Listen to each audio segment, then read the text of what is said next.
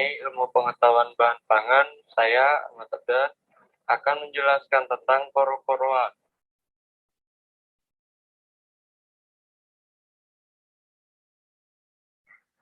Koro-koroan adalah tanaman yang adaptif, bisa tumbuh di daerah kering dan perawatan minimal.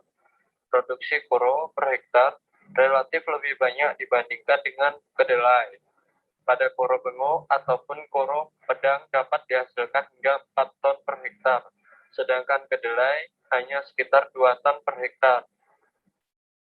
Bentuk tanaman koro menyerupai perdu, batangnya bercabang, pendek dan lebat, dengan jarak percabangan pendek dan perakaran termasuk akar tunggang. Tanaman ini berdaun 3 panjang 7-10 cm dan lebar 10 cm dengan bentuk membundar seperti telur, lancip, dan memiliki bulu halus jarang pada kedua sisinya. Tanaman kacang koro ini mempunyai beberapa klasifikasi. 1. Kingdom plantae, tumbuhan subkingdom Tracheobionta, tumbuhan yang berbulu, seperti Divisio spermatophyta, tumbuhan yang menghasilkan biji, Divisio manoliophyta, tumbuhan dengan bunga, kelas Manolopsida, tumbuhan berkeping 2 atau dikotil, subkelas Prosidae, ordo Fabales, familia Fabaceae, suku polong-polongan, genus Canavalia, spesies Canavalia gladiata, Jack, dan lain-lainnya. Karena koro bengu ini menyerupai kedelai, jadi koro bengu ini banyak dimanfaatkan oleh masyarakat. Yang dimanfaatkannya adalah diambil bijinya. Pemanfaatan biji koro bengu hampir sama dengan biji kedelai, yaitu sebagai sumber bahan makanan. Sebagian masyarakat banyak memanfaatkan biji koro bengu yang masih muda sebagai sayuran dan biji yang sudah tua atau kering sebagai bahan utama dalam pembuatan tempe bengu. Berdasarkan sumber protein, dibagi menjadi 2 kelompok, yaitu protein hewan dan protein nabati. Protein hewani berasal dari protein seperti telur, susu, daging, dan ikan. Disebut juga protein berkualitas karena mengandung asam amino esensial yang tinggi.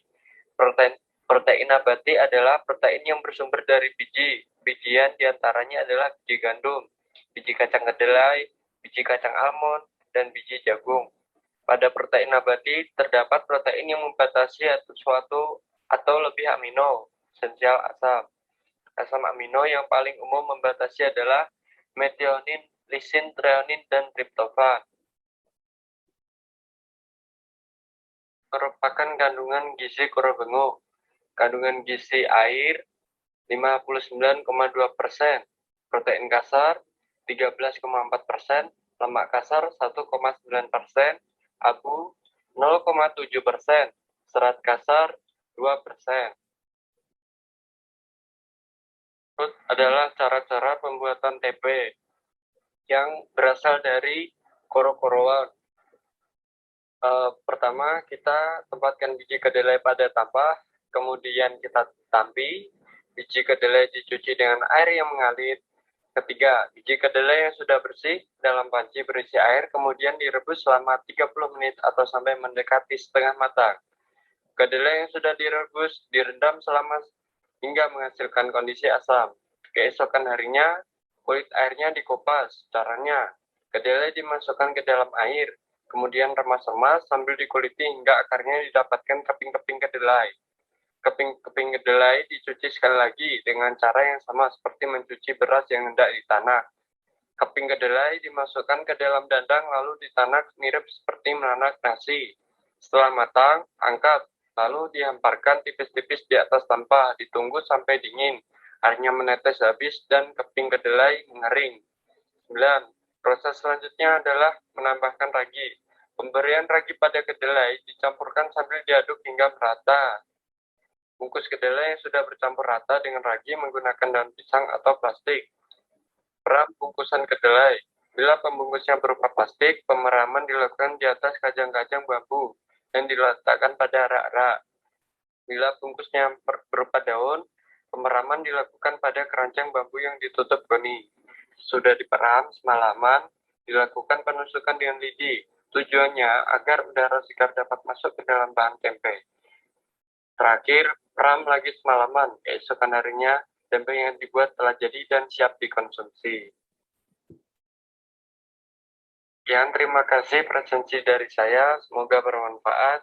Apabila ada kesalahan kata, saya mohon maaf. Wassalamualaikum warahmatullahi wabarakatuh. Sekian, terima